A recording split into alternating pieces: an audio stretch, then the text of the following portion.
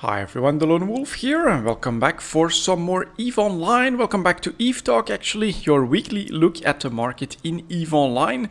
And when it comes to news, well, there is some in-game news that's starting to roll, and apparently these are in-game events. Now, I have missed those so far, but it's definitely pretty interesting. We have dreadnoughts that are like bombarding planets here and there. I think the first one was like Minmatar dreadnoughts that attacked an Amar planet, but we also have Kaldari, Galente. Everyone seems to be involved, and there's definitely a lot of speculation as to what all of this means.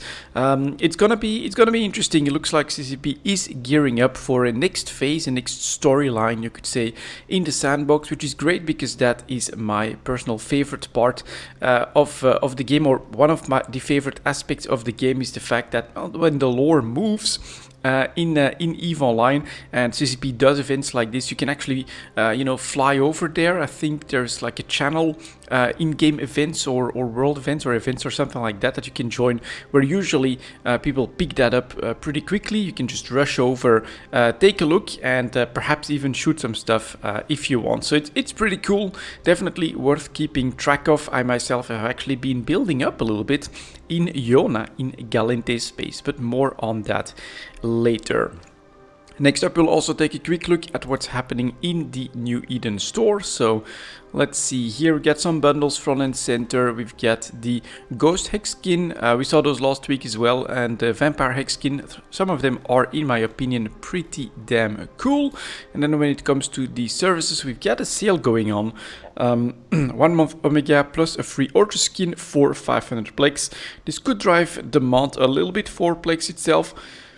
It's a decently cool skin, but at 200 and, well, it's a 250 plex discount. All right, well, I'm not sure if anyone is really going to go for more than one of these. I don't think so. But overall, this is definitely, a sale that's happening with that extra skin for subbing for a month through the plex system. All right, let's move on to the market then. And as always, we're going to start with our plex and stuff that's coming in at 235. Like that. Let's get started. Here is the plex chart. So you can see that we did have a little bit of an increase up to 2.4 million, and now we're falling back to a 2.3 million average price point. It's not a bottom just yet, but it's clear that that's also a price where we're hesitating, right? Market going up just a little bit. It's a bit of a bouncy move between 2.3 and 2.4 million. Volume wise, we're not spotting anything too general, so this could really be a little bit of like a CCP's actions influencing the market a little bit, while we are still trying to find that new range or that bottom range. So far 2.2 million, clearly the bottom price. Pretty interesting. I think that this does drive more demand at the moment. For instance, last couple of days could really be for that extra skin, although I don't think anyone is going to like do that 10, 20 or 100 times or something like that, but it's probably enough to keep the market from bottoming back to that 2.2 million range. For the prices in GTA itself, 2.4 million for the sellers, 2.3 million for the buyers. Very simple, basically right in between these two extremes here. The high point just about 10 days ago and the low point which we're at the moment. And for the player-owned trade hubs close to us, it's just below 2.4 million, but it's basically the same price. And then the buyers, well, they don't really go up. It's also 2.3 million. So this is the current state of plex, but that is, let's remember that with the current action going on, that should drive at least a little bit of demand. But as I said, one extra skin could just be that that's next to inconsequential compared to the daily volumes for plex anyway. The multiple pilot train certificate showing a little bit more pressure, going below 1.2 billion, but overall it's kind of the same thing, right? We had a bottom of 1.15 billion, then we went back up a little bit, and now we've got that slight correction and perhaps the new range in between which we're gonna start to move. 1.2 billion for the sellers, 1.24 billion for the buyers. Again, decent margin. Volumes that looks a little bit lower on this downtrend. As a result, I think a couple of sales must have happened to these buyers as well, but it's not the very best price anymore. That bottom was almost a month ago. For the skill extractors next, let's take a look at that one. Very similar chart to the plex chart, of course, when we had a bottom that went below 260 million ISK, you know, lowest price for the whole year by quite a significant margin. Then we went back to 280, but that's just not sustainable. We're going back down a little bit, but you know, nowhere near that previous bottom. 270 apparently. 270 here for the sellers, 265 for the buyers, and so that may just be that little bit of a difference between skill extractors and plex, right? There's a reason to see a little bit of extra demand for plex, and so we had those sellers be right at the high point, and let's say 280. And then those buyers at the low point. Here we still see a little bit of extra pressure. Could definitely be that when that sale is over, plex will see a little bit of extra pressure as well. Here our sellers have gone down to 270 million and the buyers have narrowed that margin. It's 265.4, which is a pretty narrow margin between these two. Then we have the injectors. Here are the large scale injectors that also knew a little bit of a bump and are now, well, I'm gonna say that they want to go back down a little bit, but they're clearly hesitating on the daily averages for the last couple of days. So 600 million as the bottom, currently selling for 615, buyers at 592. That's interesting. In order to get these average prices, that means that no one must be dumping to these buyers anymore. And that's sort of that warning that I've given once as well. If you're looking to do the investments through the buy orders, when we are declining rapidly, that is really your best chance to pick something up through the buy order. Because here, in order to get these ever lower average prices, someone must be dumping to the buyers, and so that's your great opportunity. After we've done our bounce, it becomes a lot harder, of course, because here the market says, you know what, we're gonna try to find a price range, which is apparently what's happening in this entire segment, and then people do tend to be a little bit more careful before they dump or sell to a buy order here, because it is a significant difference, of course, selling something for less than 600 million or above 600 million here. It clearly makes a very big difference. For the small scale injectors, we have that same hesitation at around the 130 million mark. Low point is right here, an average price of, let's take a quick look at that, 120 million ISK, and here we're talking sellers at 125, buyers at 118. It's the same story, right? Sellers at 125. In order to get these higher averages, you basically need to only be selling or next to only be selling to these sellers, and so the buyers are having a tough time filling their quota below 120 million at the moment. There's clearly a little bit of price setting, a little bit of price discovery, in my opinion, that's happening in these markets, and it's making the job for investors, for potential buyers, a lot more tricky. They'll have to compete and go up in price in order to close that gap, I think. Then we've got the daily alpha injectors that are starting a nice wavy behavior, although this is down quite a lot since today's average so far is at 40 million ISK. We're talking 43 million for the sellers, 38 for the buyers. 40 is still in between these two. And so this is that fast, precipitous downtrend that I was talking about. So if you want basically to have a chance to grab a daily alpha injector for less than 40 million ISK, which if you look at this entire chart here, less than 40 million, well, we spent quite a bit of time well above that. We actually just shot back up to 45 million and stayed there for almost a month as well.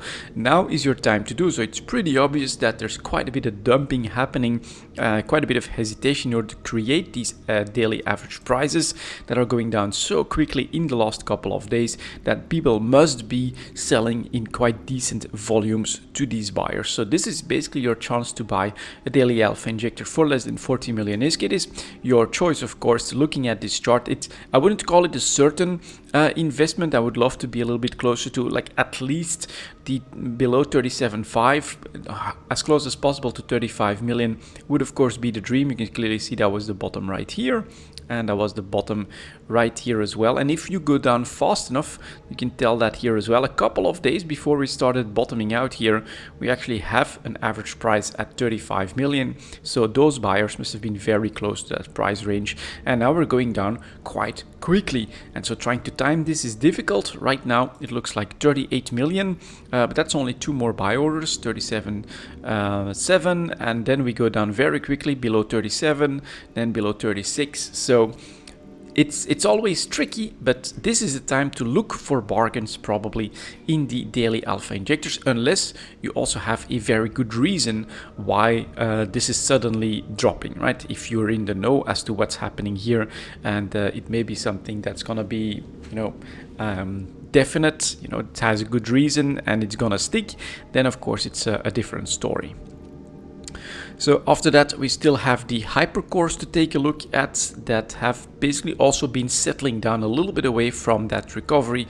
They went back up to 260,000 ISK. They're currently 255, probably 256 for the sellers, to almost 260, and 235 for those buyers that are again still keeping that very big gap. But the longer we keep these average prices, the more pressure they're going to see to go back up, because at the moment, well, looking at these average prices, it's going to be again very tricky for these buyers to grab any hypercores. Next up, we have the mineral market coming in at 11.15. So for the mineral market, things could be interesting, of course, because just last week CCP came out with a patch that has changed everything for industry.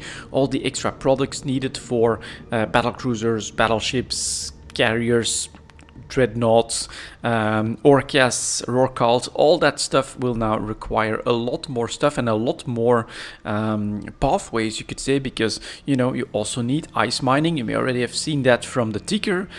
Fuel's going kind of nuts. Well, you need it in pretty much everything. So you need a little bit of ice PI and then fuel, and then you also need reaction stuff, moon mining.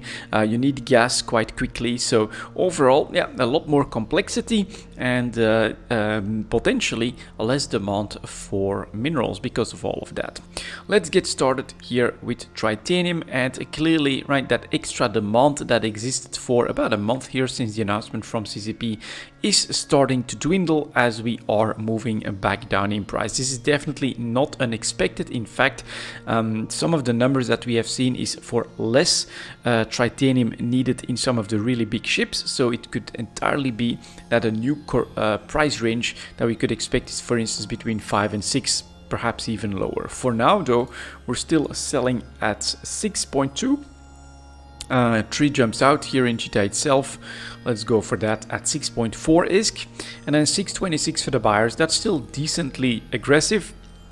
But what is noticeable is the difference here: 284 million, 320 million, couple hundred million here again, 32 million, 4 million, 22 million for the first buy orders. You have to go down to the 620 and below range before you get into that couple hundred million type of volume, and then you go down to 615 and 6 very, very quickly. So this supply can very easily plug all of this. The pressure, I would say, is definitely on.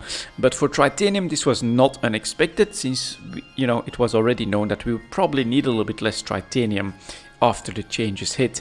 And then it's probably going to be exacerbated a little bit by the fact, of course, that this bubble here probably means a lot of production and a lot of reserves that are bound to be ready for the market at the moment.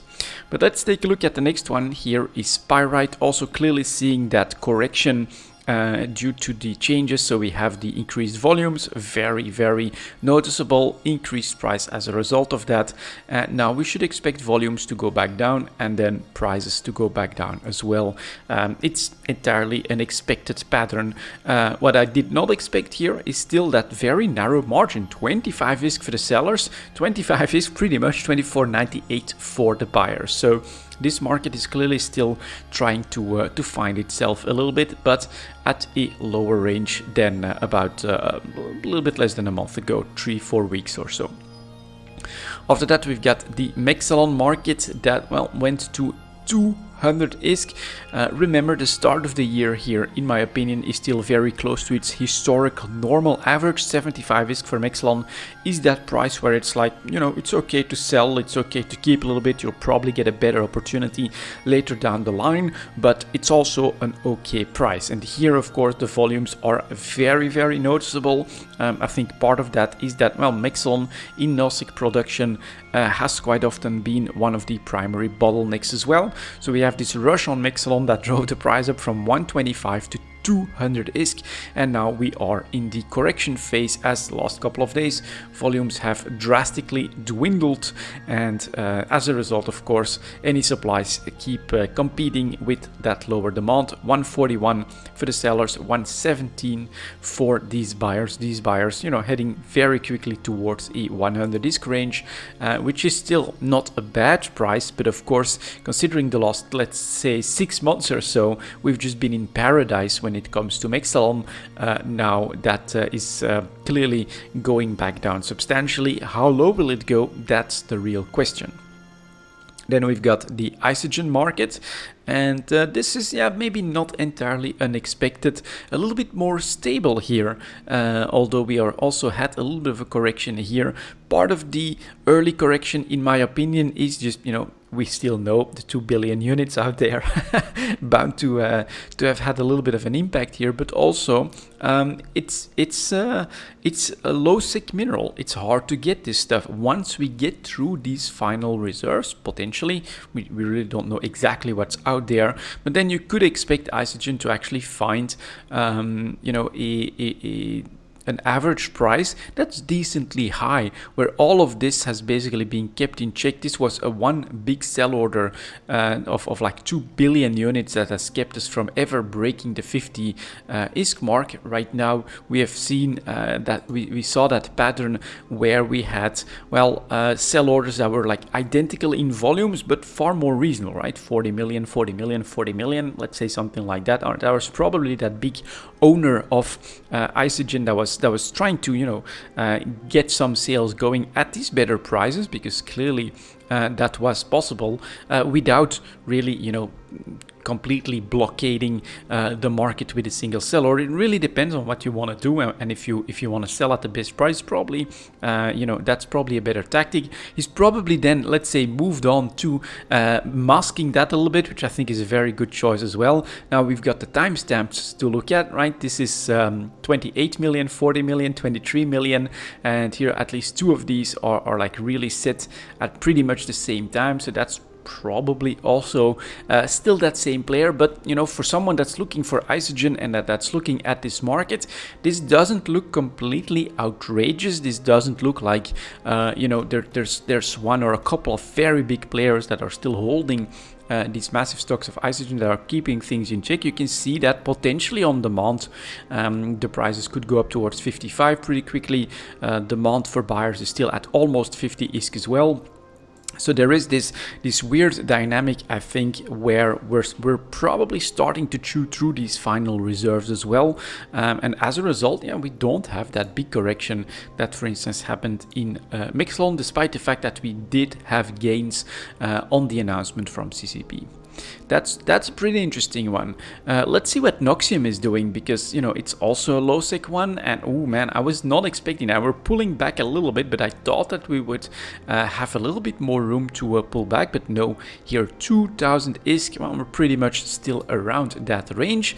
Well, a little bit down, 1918 for the sellers, 1842 for the buyers, but we're down maybe 100 ISK, and on this chart it's pretty obvious that we are still very, very expensive when it comes to Noxium, and that is of course the low sec effect, right? If you want to make substantial amounts of Noxium, you probably have to go to low sec, which is quite a risky part of space, or you can go into null sec, but I think those the availability there is not that great, and so it's also able to defend its price range quite well. That's a different dynamic. We're seeing that in isogen, that is in my opinion, still struggling from those massive volumes from those old stocks. And then here is the Noxium chart. Well, let's take a look at those sellers. They're struggling to get more than 1 million units of Noxium online. Obviously, it's very difficult to get big supplies all of a sudden up and running. It's a lot more risky, a lot more pricey, and so you get that nice premium and this chart that's not crashing down. Then let's compare that. So above 1 million was really an exception. Here is Mexalon. Above 10 million is the exception. We've got one seller, two sellers here that have 16 million units, and so then the rest of them, couple million is like normal for Mexalon. So honestly, you would expect, right, this is mined in high sec, you would expect Isogen to be below that. What do you see for Isogen? Well, you see here at the start, this first part of the chart, right, 2.5 million, 7 million, that still feels like a pretty big one, but all right. But then you get 17 million, 23 million, 40 million, 28 million. That is, to me, kind of obviously not something that was mined in the last week or so. And so this is still those old stocks that are basically keeping Isogen in a price range, although it's less hard, I would say. It's less visible. It's not a single big order that's doing it. That's still happening at the moment, and so the fact that it's still able to defend this price, its current price, despite the change that have hit the server and that have clearly, been dominating what's happening to all of our high sec minerals. Yeah, for low sec, we've got strong demand, and we don't have the supplies. We don't have the easy supplies anymore. And so eventually for Isogen, I do think it's all going to dry up, and then we could be looking at much higher prices all of a sudden as well. In theory, it should go higher than Mexalon at least.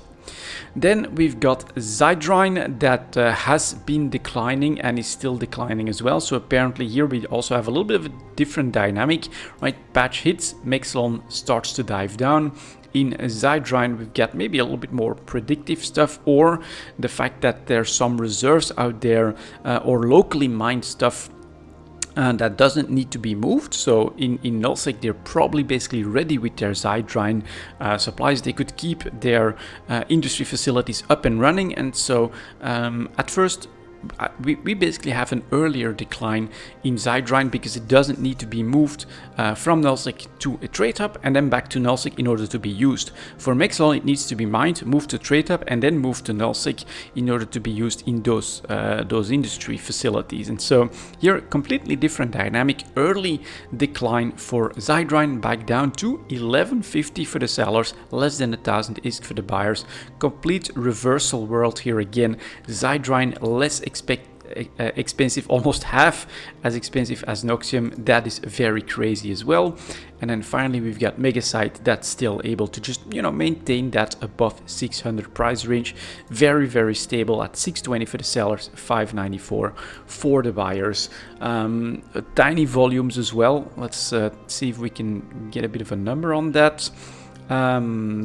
20 million at the high point, 15 million maybe as something of an average, and here, yeah, 30 million on average. So we did use up a lot more Zydrine, and that has actually declined in price during that high usage period, whereas Megasite is still basically very low in usage overall, which means that its average price, it's 600 ISK, and that is apparently it. This is not massive stocks of Megasite or some completely secret supplies, maybe a little bit of extra supply here and there, but overall it's just you don't need as much Megasite as Zydrine in the market or in industry, and as a result that price range is much lower. But Zydrine is paying the costs at the moment as well and going back down substantially. And there's also this theory, it's very difficult for me to deny or confirm any of that, but we saw that, of course, Fraternity, a region in nullsec, became the highest mining region in the month of March. And well, if you're mining in nullsec, what are you going to focus on? Zydrine. It's possible that they've just basically been flooding the market with all of that extra Zydrine and thus crashing the price as well. And then finally we've got the Morphite market that's landing at 62,000 ISK pretty much on the chart, 65,000 still for the sellers and 60,680 for those buyers.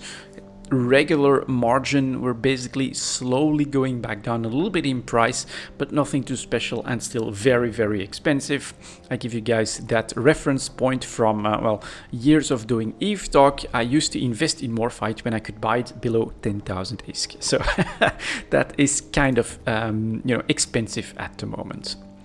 Next up, we have PI 2430. Let's take a look at these because you do need PI in a lot of these larger items now as well. So the broadcast nodes are able to defend the current price range, actually up just a little bit back towards 1.75 million, 1.7 for the sellers, 1.6 for the buyers. Regular margin, this is the price, and supply demand feels like it is pretty much in line at the moment. That's pretty impressive. I'm expecting something similar for most advanced PI materials, although some of them were declining. We'll see what comes of it. For the refined ones, that's not such good news. Here are the construction blocks. After a little bit of a boom in April as well, probably a rush on some PI to get stuff up and running. We would need more structures for all of the extra what the hell are they called again? I keep forgetting, but all of the extra reactions that need to be done in industry now, maybe even a little bit more for producing fuel, producing refining ice, all of that stuff probably needs a little bit more. Then we get the war, lots of destruction. So if you want to start to live in that region, that means a lot of infrastructure as well. But eventually the market says, we've got what we need, and then we're back on the decline phase for PI. 8,000 ISK for the sellers and 7,000 for the buyers for construction blocks. Historically speaking, this is crazy low. People that are looking for that passive PI ISK at the moment, the easy to make stuff is definitely not very good. Consumer electronics manages to defend its price range, but it is below 7,500. I would say this is actually one of the more expensive refined ones. 12.5 or something like that would be my historical average. So going for 7,400 for the sellers and 7,100 for the buyers, very low as well. Coolants for fuels, then a little bit more volatility, but you already saw that from the ticker now as well. Probably that fuels have done a little bit of a crazy bump up, well, because you need so much of it in industry now. All of a sudden it is, it adds up. Sometimes only 5 fuel blocks, but it adds up, and as a result we've got a little bit of volatility here where we push back to almost 9,000 ISK. We're at 8,000 for the sellers, 7,000 for the buyers. Clearly we are still oversupplied though. Cryoprotectant solutions, very flat at 100,000 ISK. You can buy that close to 95,000. A little bit of a different one, right? If you've got this bubble here or this massive price in at the start of the chart and here in October, implant related, so keep that in mind. You can buy it below 100,000 ISK, which in my opinion is not a bad idea to slowly do. Enriched uranium tied to fuel, so that one also knew a little bit of a comeback, but from a very, very low price point. This is not so easy to make. 9,000 for the sellers and less than 7,000 for the buyers. That's a very big gap for something that is still quite low in price. Integrity response drones, look at that, very nice recovery and able to defend that recovery, staying just below 2 million. 1.9 for the sellers, 1.7 for the buyers. Mechanical parts for fuels, a little bit of a recovery, but still a very low price. Generally speaking, 7.5 for the sellers and 6,900 for the buyers. Our nanites, then we've got that right here, early starts, and then in July another one, so that's more tied to implants. Some other stuff as well for nanites. At the moment a bit of pressure, and you're buying well below 5,000 ISK. I would say, yeah, if you want to be ready for an implant set, and let's be honest, I mean, there's storyline stuff happening. We are talking about the empires here, which basically together form Edencom. This could go in many directions, and perhaps an implant set for Edencom ships and weapon systems could be, I mean, this is pure speculations, guys, don't think that I know anything, but if that happens, I can see the logic in there, expecting something for implants related to Edencom to come out of a storyline that seems to be focusing on the 4 empires and strive between them, where the unifying effect should be Edencom. So this is just a thought. take it with a grain of salt, but honestly, I'm probably gonna look at grabbing some cryo protection solutions below 100k and some nanites below 5000 disk because of that. Then we've got the nano factories here that, advanced PI, so structures and other stuff, tried a bit of a comeback back to 900,000 disk. Then it has to give a little bit of ground again, but doing all right. 825 for the sellers, 770,000 for the buyers. Organic mortar applicators, decent comeback as well. Not great in price. Normally you'd expect more than $1 million, but it's 900,000 for the sellers and 800 for the buyers, so that's quite okay as well. Recursive computing module, a little bit more hesitation, but staying above $1 million is quite okay as well. First buyers going above $1 million as well. Potentially we could go back up in price here to that 1.2 million range or something like that. Robotics for fuels also climbed out of the hole, but is already heading back down. So this is really not good. Historically speaking, robotics, my experience, 100,000 disk, now selling for 66 for most of them, and then less than 60,000 for the buyers. Very, very cheap. Then the self-harmonizing power cores, look at that, able to go back to the normal range for the last, or high range for the last year. 2 million actually, I would say, is a more normal average, but all right, 1.7 million for the power cores. Sterile conduits, also able to maintain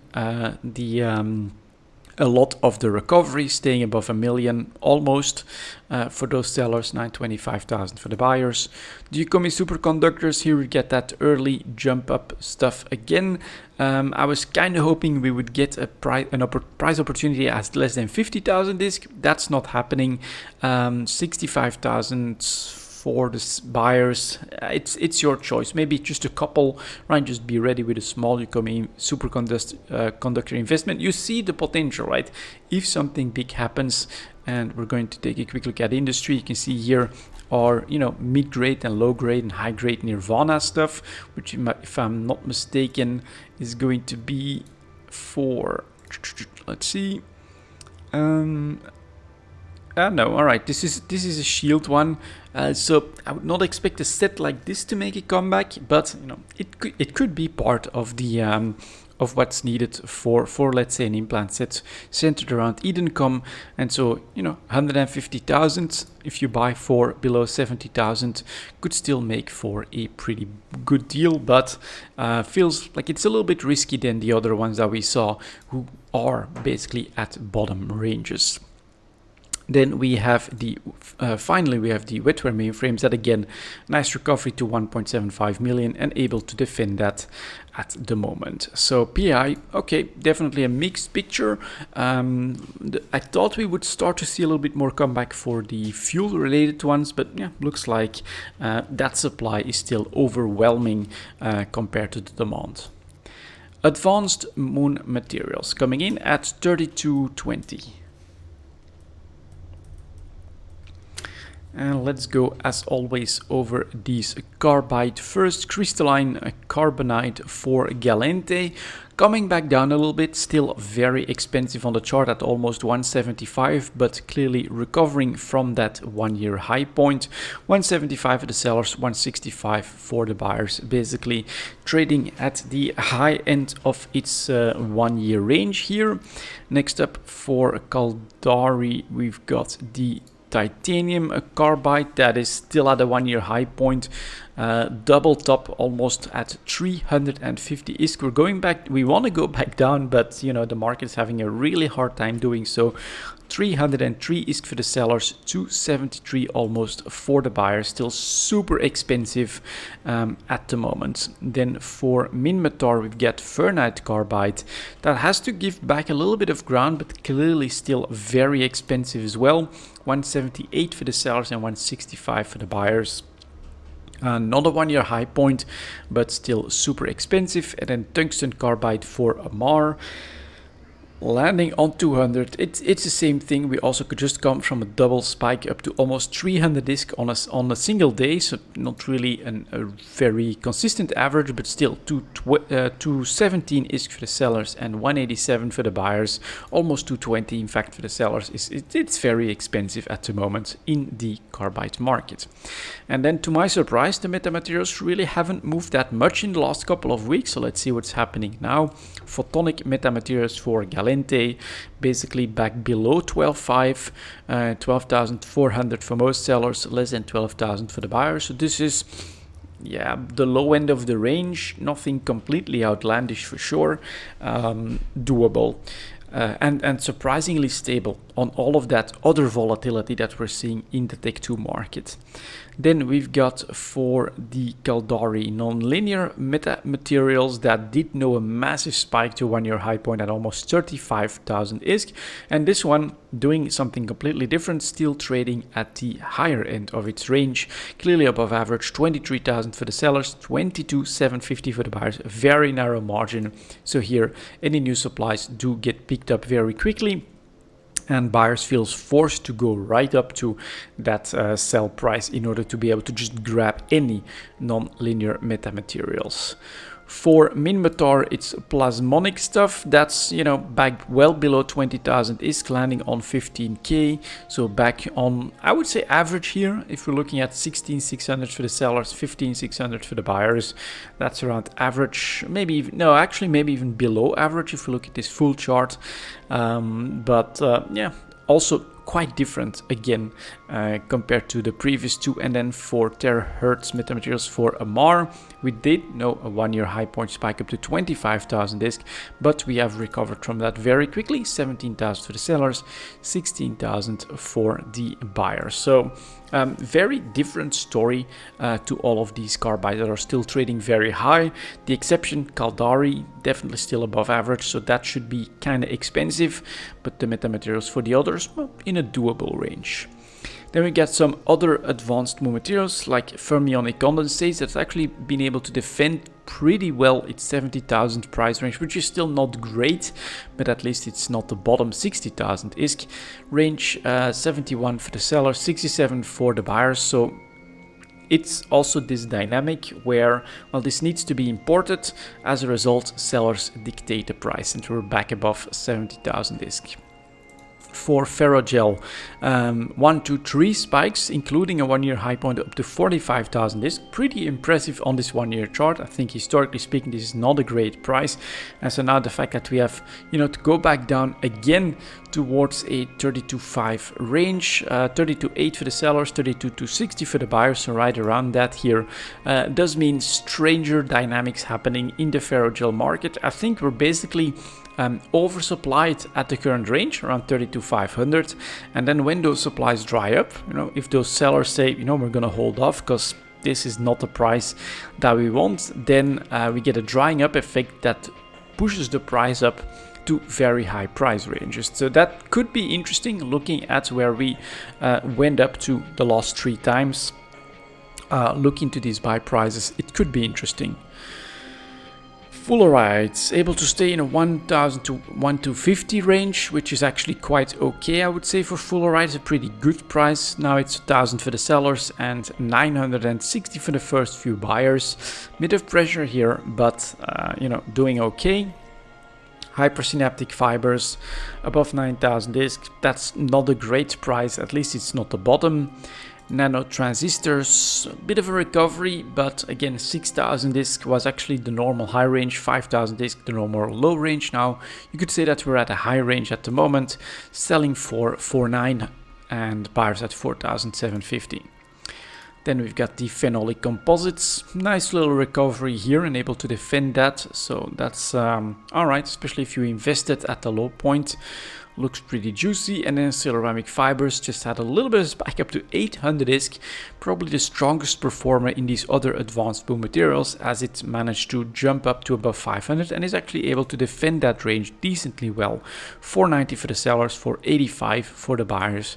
Very narrow margin, nice little premium on ceramic fibers, if I'm not mistaken, needed in the capital ship production all of a sudden.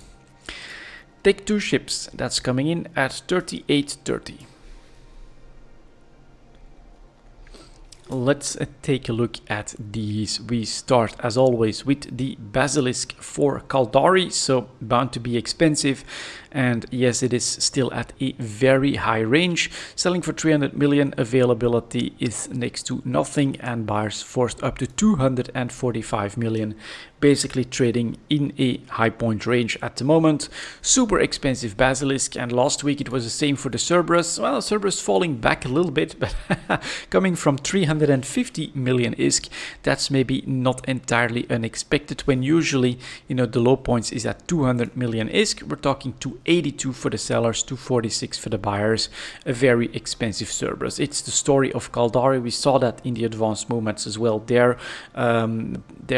materials are super expensive compared to everyone else, and as a result we get these 1 year high points in the ships as well. Then the Guardian for Amar had been making its way back up a little bit to a higher range, and it's able to stay there quite easily for now.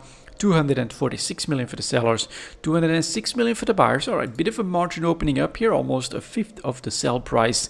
That's quite substantial. 200 million is down here, so let's be careful here. Let's see what happens. For Amar, we saw the non-linear materials. They were quite okay.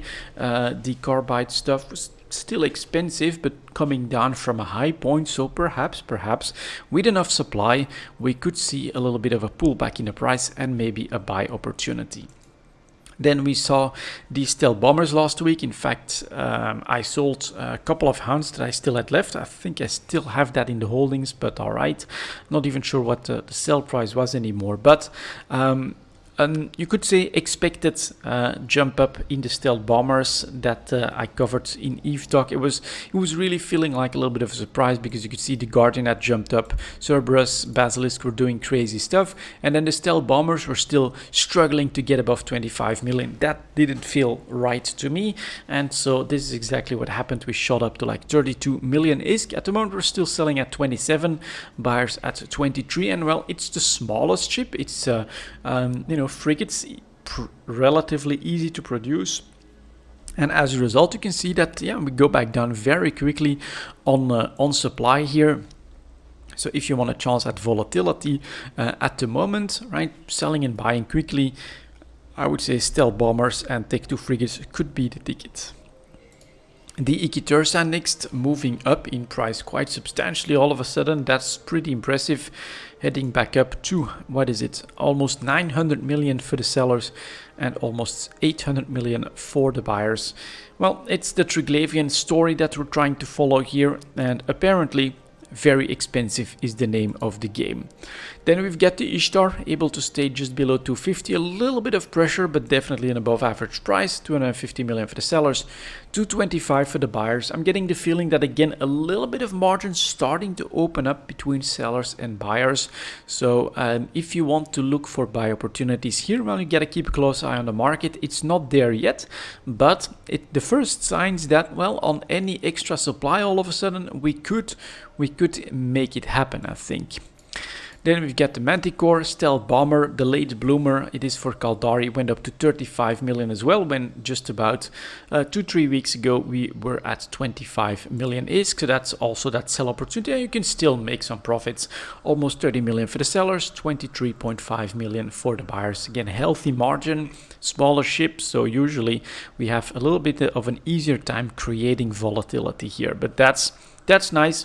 This was a predictable spike that you could have taken advantage of if you still had some cheap stealth bombers lying around, which, let's be honest, looking at the last year, buying below 25 million was entirely possible on quite a few occasions.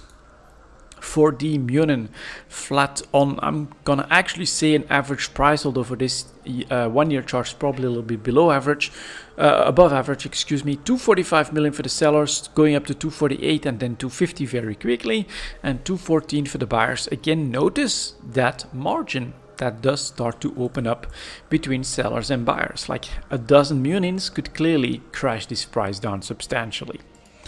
Then we've got the Nemesis, stealth bomber jump, very, very nice, right? You could have bought very close to a low point, probably at around 21 million ISK, selling now for 29 million, 25 for the buyers.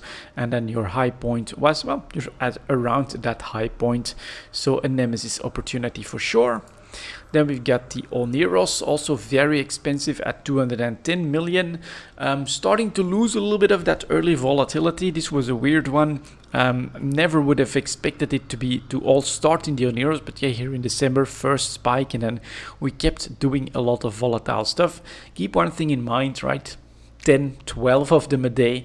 That's the trade volume, so it's not like you're gonna make massive trade amounts in this one, but 210 million for the sellers, 195 for the buyers. Definitely a high price at the moment. Then the Panther, kind of confirming expensiveness, right? That's why I'm keeping a couple of battleships in this one, going back up to the 1.6 billion range. Yeah, 1.6 for the sellers, almost, well, 1.3 and above for the buyers. Then we've got our Purifier. That was actually already in a volatile period. Basically a little bit of a weird one, you could say, because it's a MAR, which, in the products was generally far more stable and had a steadier increase in price, not so volatile. But I think this again exemplifies that it's in the smaller ships, the stealth bombers, that in periods of calm, you can expect a little bit more volatility because it's easier to all of a sudden overproduce and oversupply the market, crashing the price down to less than 25 million. And then being spooked a little bit, right? They may hold off for a little bit, and thus just about 10 days later we shoot back up to 35 million, and then they're saying, oh man, that's great, let's put these reserves on the market, crashing it back down to almost 25 million again.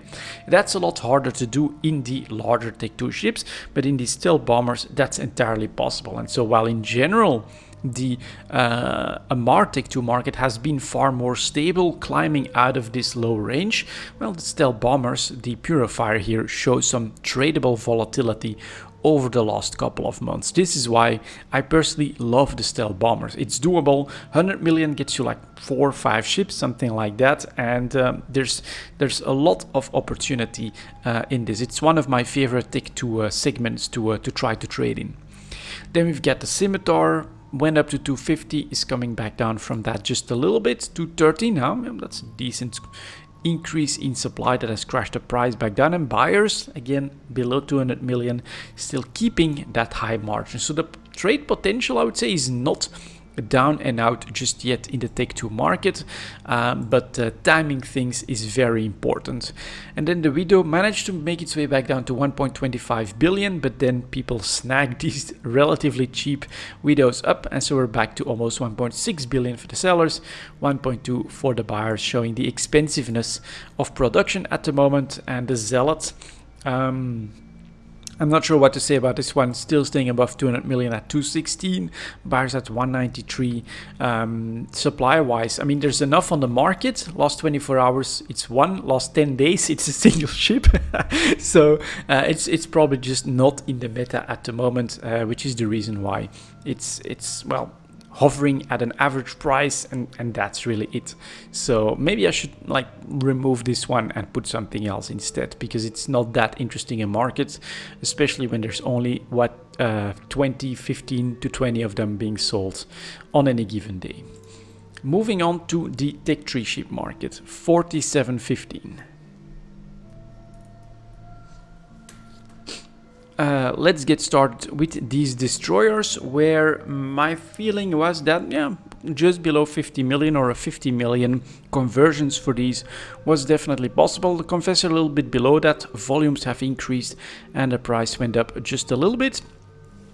50 million pretty much for the sellers, 43 million for the buyers. Decent margin, last 24 hours. A decent amount of supply, but nothing outlandish in the quantities. So overall, this to me is like perfect for a 50 million sell range for the Confessors. It's a decent margin between sellers and buyers. I'm not really sure what to make of that just yet. Would have expected 44-ish, something like that, maybe closer to 45 for those buyers, but we will see. It depends a little bit on what's happening with the others. Definitely regular supplies, I would say, for the Confessor. Then the Hecate was climbing and is finally seemingly stopping its climb, went up to 55 million a couple of days ago, and now new supply has come in. Look at that, last 24 hours. This is a response you would expect. We start off here at almost 54 million, then very quickly we plug the gap to 52, and at the moment we're at 50,700,000 disc, 45 million for the buyers, a little bit more what I was expecting. And so decent supplies in the confessor despite very high supplies in the Hecate that are at the moment driving the prices back on that 50 range.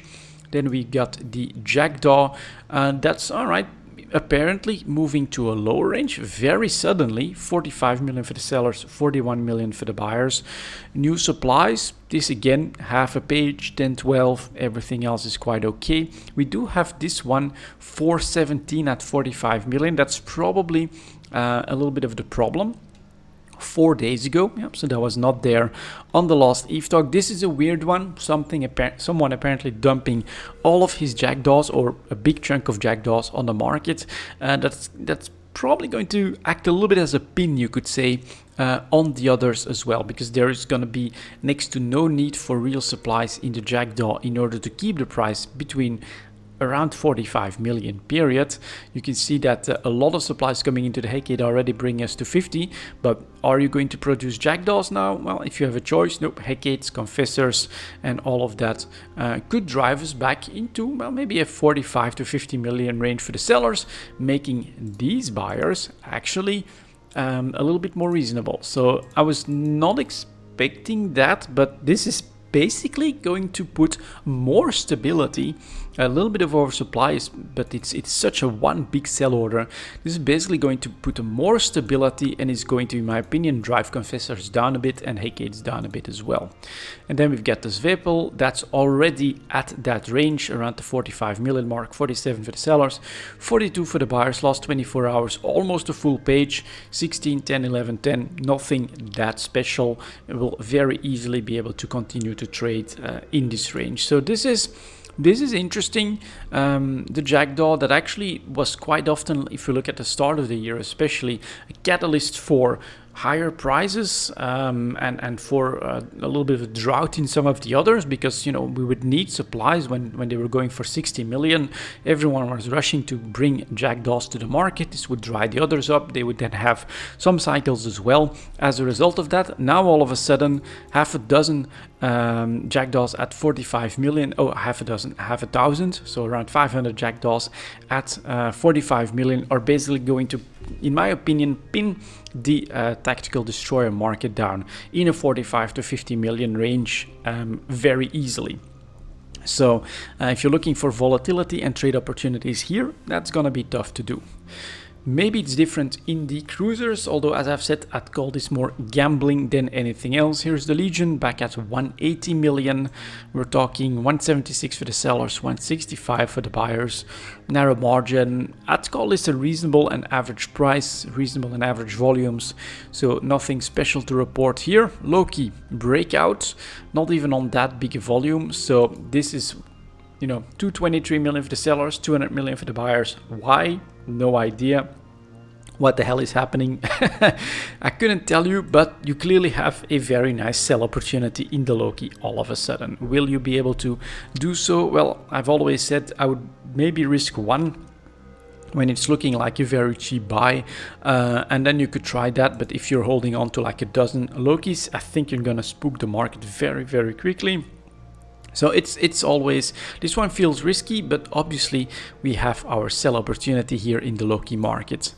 Proteus actually went up to 1 year high point about 2 weeks ago, I'm gonna say, well above 200 million, settling down at 190, buyers at 172. Well, a little bit expensive, but nothing too special. And then finally the Tengu, that's also staying above average for the 1 year chart at the moment.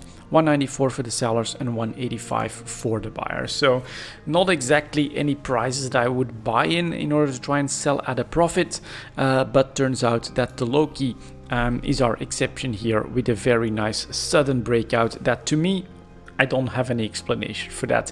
Could entirely be pure market manipulation, buy everything up below basically buy everything up to a certain price, relist, and try to drive that price up. How long does something like that last? Usually not very long. So it's, unless you guys have an explanation, I'm gonna call it manipulation because of these volumes just not moving. Next up, for our final product, I'm going to take a look at the faction cruisers. That's coming in at 43.35, 53.35. Like that. I think someone said that a couple of these went ballistic, so I'm not really sure, but let's go take a look.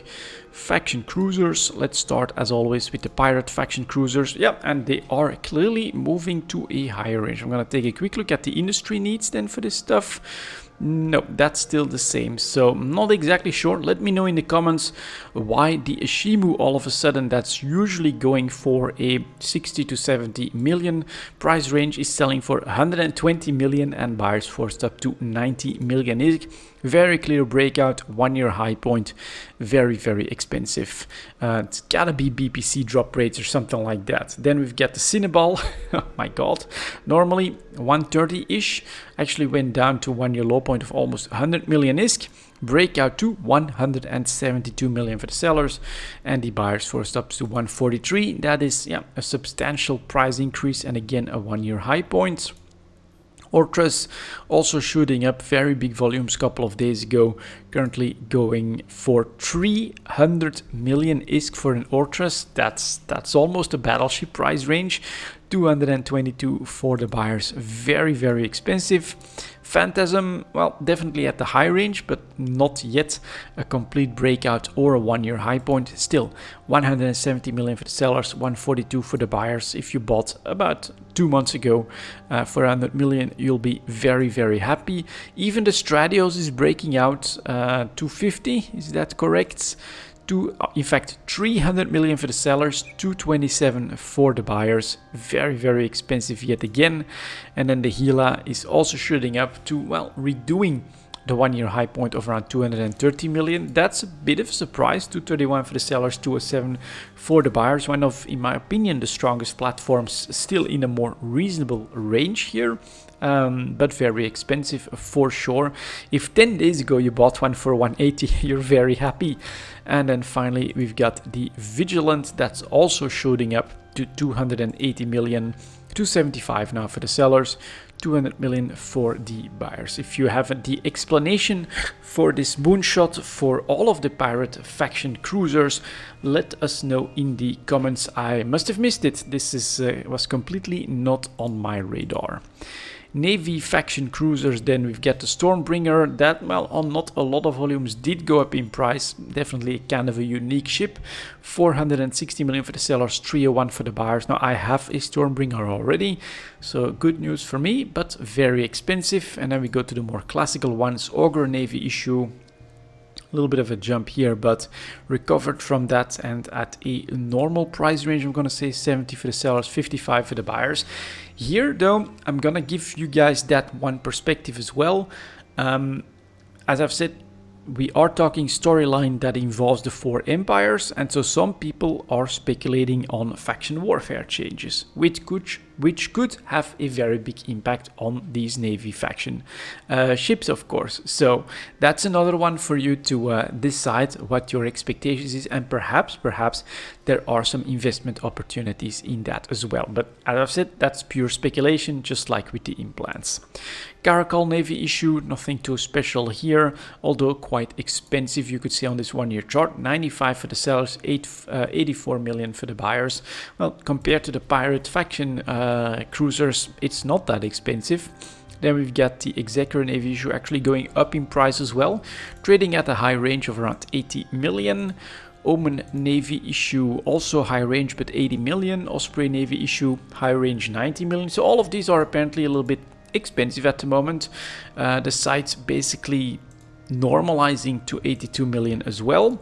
Stabber at 70, almost 80 million, and then the Vixer Navy issue going for 93 million. This one actually breaking out at a 1 year high point. So we've got substantial moves, or Well, all of them seem to be converging on similar 80 million ranges for all of these Navy faction cruisers, but it pales in comparison to the moves that have happened in these pirate faction cruisers, especially some of them that are now going for like 300 million and more. That's kind of a crazy price range for a cruiser ship. But yeah, CCP wanted risk to come back into the game, loss to come back into the game. Well, losing a Gila in the Abyss now does feel a little bit more painful.